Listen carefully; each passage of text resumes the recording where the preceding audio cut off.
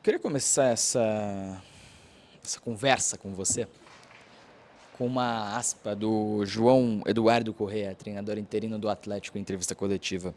Abre aspas, o aspecto mais visível de mudança foi: na nossa arena, o jogo tem que ser jogado no campo do adversário. O adversário não pode respirar. Quem manda somos nós. Acho que isso ficou claro, ele completa. Lembra, né? O Thiago Nunes, né? Se você for pensar dessa maneira. Time de guerra, não deixa eles respirar. Então, lembra? Não vou ser eu, o maluco, tá?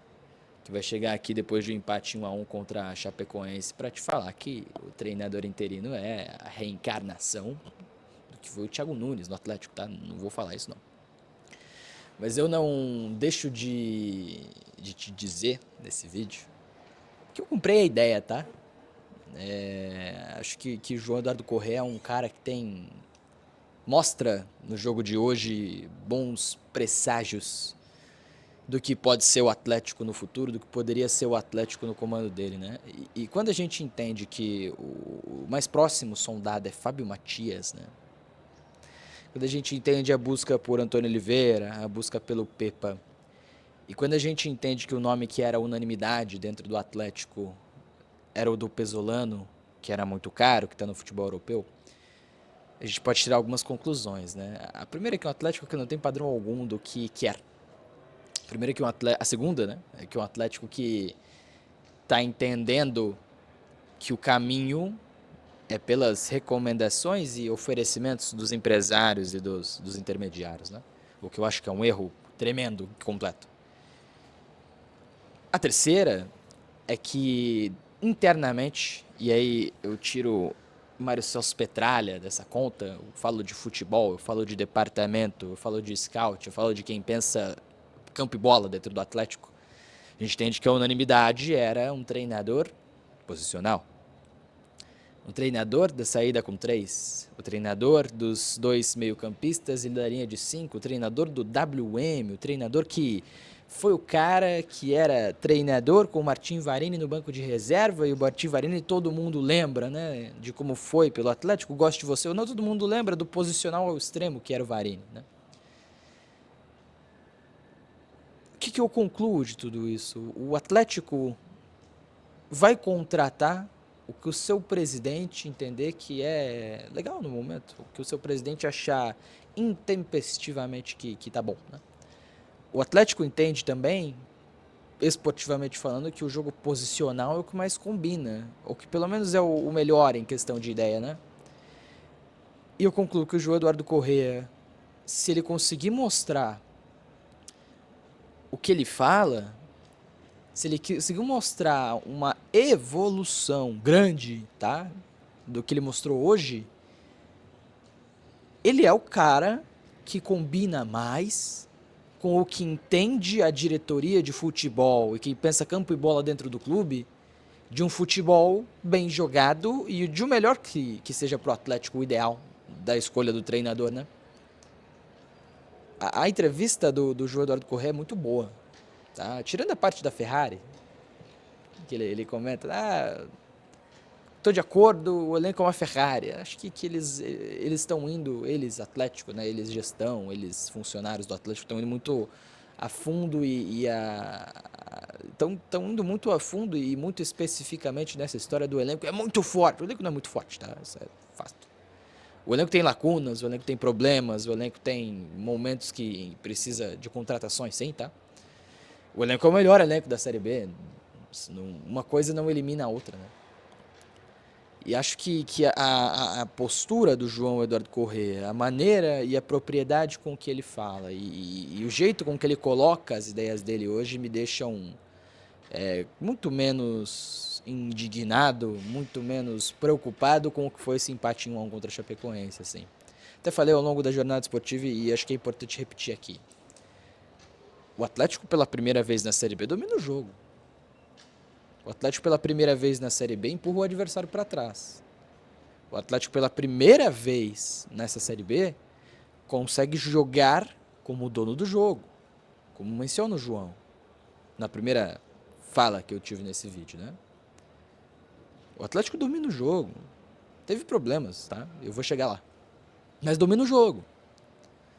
No começo do jogo, e o João explica, né? O João Eduardo Corrêa explica que a Chapecoense marcava com os pontas, os extremos muito por dentro, fechando muito a linha de passe pelo meio para quebra de linha. Então ele abre muito o jogo, ele aposta no Esquivel, ele aposta no Tevez, né? E era o caminho que o jogo tinha, o que não é o melhor caminho do mundo, o que não é o fato essencial que o torcedor gosta de ver. O Atlético cruzou e recruzou muita bola nesse jogo, tá? E acho que a gente pode fazer uma divisão temporal, né? O Atlético até os 20, 30 minutos do jogo cruzava muito, até acertava, mas de fato não conseguia ter chances claras de gol. E a partir do momento em que o Atlético entende que alargar o campo é a ideia, que o Atlético começa a envolver mais o Tevez do outro lado, que o Atlético começa a preocupar um pouco mais dos laterais e pontas adversários, né? Pela esquerda, subidas do Esquivel com o apoio do Patrick. Pela direita, as subidas do Beleze com o apoio do Tevez, né? Como ala Tevez. E muitas vezes por dentro também. Quando o Atlético passa a fazer a Chapecoense se preocupar com o lado do campo, ele passa a jogar por dentro. Abre espaço para a Zapelli, abre espaço para o Patrick, né? Abre espaço para as finalizações da entrada da grande área incertas e com falta de refino, é verdade, mas que ocorreram e que existiram, né? Então, é uma postura que se molda ao primeiro tempo, é uma postura muito interessante desse Atlético, que para mim foi estragada, foi minada pela mudança que faz o João Eduardo Corrêa. Ele saca o Peixoto, eu também sacaria o Peixoto do jogo no intervalo. Não por estar num mau jogo, mas por o jogo não pedia a característica do Peixoto. O jogo não pedia a característica do 9 brigador. O jogo não pedia essa característica, ele pedia qualidade. Ele pedia qualificação técnica. Ele pedia refino. Ele pediu o Luiz Fernando como um 9, porque era a única opção. Ele pediu o sorriso. Ele pediu o chiquete, né?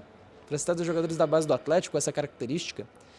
O Atlético tinha o Luiz Fernando para dar essa qualidade pelo centro, como um atacante móvel.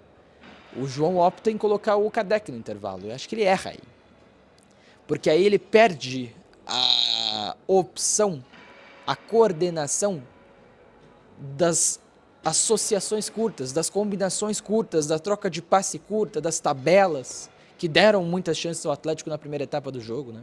E que o Peixoto vinha conseguindo fazer na medida em que a qualidade técnica dele permitia. E tenho falado desde o começo, o Peixoto é um cara que não é técnico, ele é pouquíssimo técnico. Ele é muito brigador, ele consegue fazer gol, mas ele é pouquíssimo técnico, né? Então o Atlético com o Kardec enfiado na área perde muito com isso. E aí o Atlético para de jogar, e aí o Atlético para de achar os espaços, de conseguir criar as chances que conseguiu criar no primeiro tempo. E aí cai no jogo. Outro problemaço, e deixa eu ponderar aqui, tá?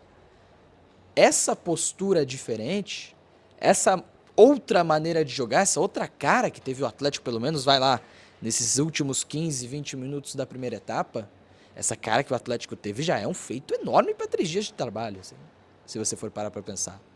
Em 3 dias de trabalho você mudar completamente a maneira de jogar e a cara do time é bastante coisa. Agora, não dá para mudar tudo, não dá para acertar tudo, e consequentemente o time que vai ter domínio de posse vai sofrer na transição. E o Atlético sofreu muito na transição.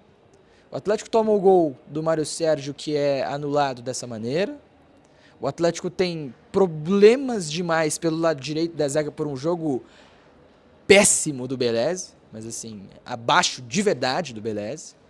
Um jogo abaixo de verdade do Tobias, e erraram individualmente, o que causou gols a Chapecoense. 2 gols, né? Um anulado. O Atlético toma na transição, na jogada que gera o gol do Walter Clar, né? Pela direita da defesa. O Tobias salva uma bola na marca do pênalti que o atacante ia fazer o gol. Depois o Beleze tira em cima da linha. A Chapecoense também teve chances, assim. E não dá pra gente fechar os olhos e entender que a Chapecoense não teve chances, porque a Chapecoense teve muita chance. Muita chance. E até não tem o número dos gols esperados aqui, né?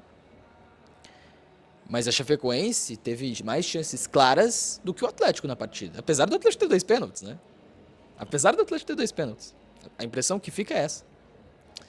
Então, existem problemas grandes Existem soluções a esses problemas, não ainda mostradas pelo trabalho do João no profissional, mas mostradas de fato pelo trabalho do João Eduardo Corrêa na base, né? Essa transição defensiva não era problema na base do Atlético, por exemplo, pela análise que eu tenho feito, né?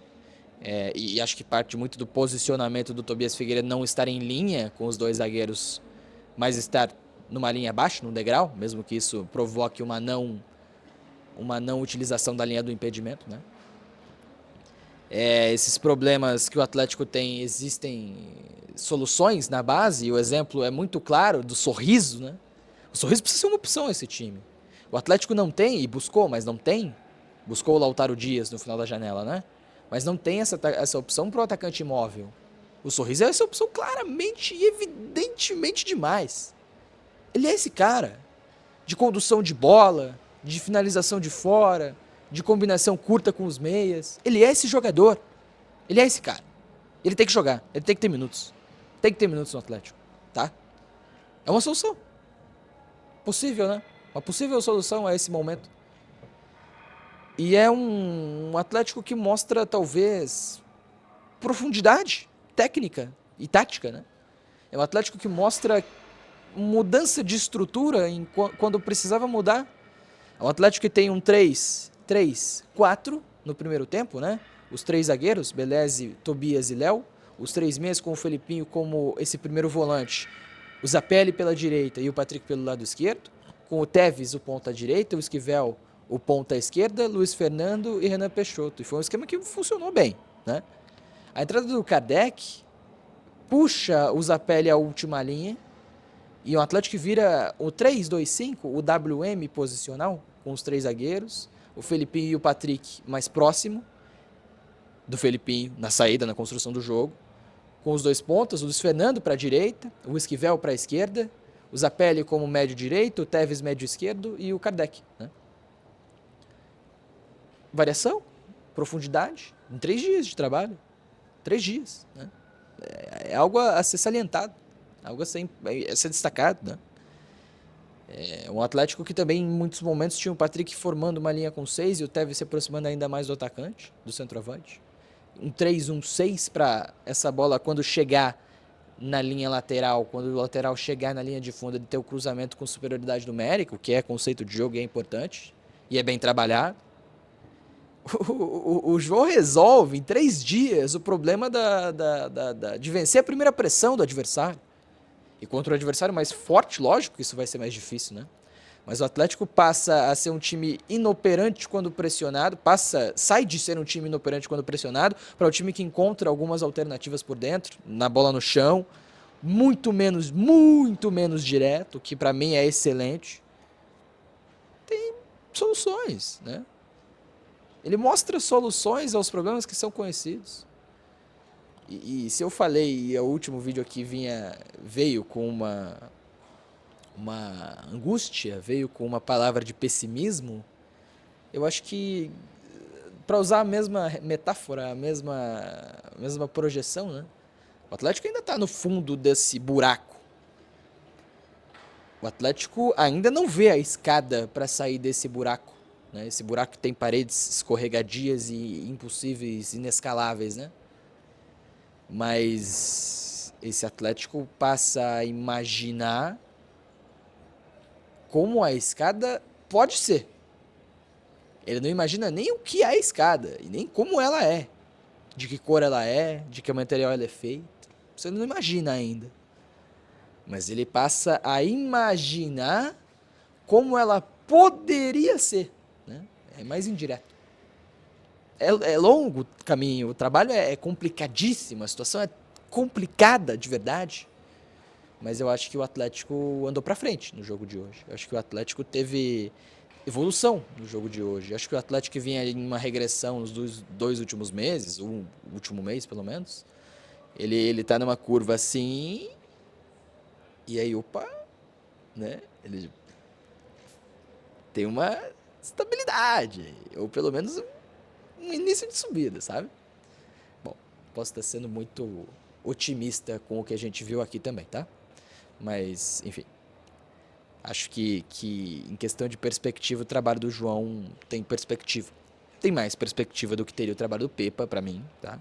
Tem mais perspectiva, obviamente, do que teria o trabalho do Fábio Matias, que é abaixo, pelo que mostrou no Coritiba na última Série B, e mostrou algo muito ruim, algo muito feio, algo péssimo no trabalho dele. Então, ele não pode ser o treinador do Atlético, e se o Atlético não der a continuidade ao João Eduardo Correia e der a casa-mata ao Fábio Matias, eu vou achar absolutamente negociável, algo péssimo e uma decisão impensada e muito ruim, tá? Mas a gente vai ter que comentar e estudar. Isso a gente garante por aqui que o trabalho vai continuar sendo bem feito, o questionamento vai continuar acontecendo e, enfim. Para fechar, comprei a ideia do João Eduardo Corrêa, tá? Não sei o que pode dar, não sei o que vai acontecer, não sou vidente, mas acho que é um treinador que tem seu potencial legal, tá? Acho que ele tem boas ideias. Agora, se boas ideias vão ser suficientes para o Atlético subir no final do ano, eu não sei, não consigo cravar para você, tá? Mas acho que ele mostra um caminho. O Atlético passa a imaginar como a escada é, tá bom? É isso, rapaziada. Abraço para você que acompanhou esse vídeo. Agora, 1h07 da manhã, aqui nessa muito bonita Arena da Baixada, tá? Cada vez mais bonito. O gramado podia estar melhor, né? Dá pra ver, tem alguns pontos bem ruins, mas tudo bem. É espetacular a vista aqui de cima. Beleza? Abraço pra você que acompanhou. Tamo junto, até a próxima. E ó, esse vídeo tá saindo 9 da manhã, acho que é. 11 da manhã tem arena, então a gente debate, tá? E aí eu quero entender como Juliano Fusca e Vinícius Furlan concordam ou discordam das convicções que eu consegui tirar desse jogo. Quero entender se você concorda ou discorda também. Deixa aí no comentário. Eu não respondo, porque, cara, se eu for perder tempo respondendo todo mundo, eu não faço mais nada, né? E os comentários, eles são bem legais. Alguns, outros não. Mas deixa aí o comentário. Eu sempre dou uma lida, tá? Eu sempre tô lendo o que vocês estão querendo me dizer. Beleza? E todo mundo na threads lê, tá? Isso é importante colocar. Todo mundo lê os comentários. Todo mundo. De verdade. Então, você quer dar um feedback, quer dar uma opinião, quer participar do debate, comenta aí. Enfim. Abraço. Ó, e aí, só um negócio, tem o YouTube Premium? Vai no comentário ali, ó, faz um... E clica no hypar, tá? Ajuda bastante, beleza? Abraço. Tamo junto. Até a próxima.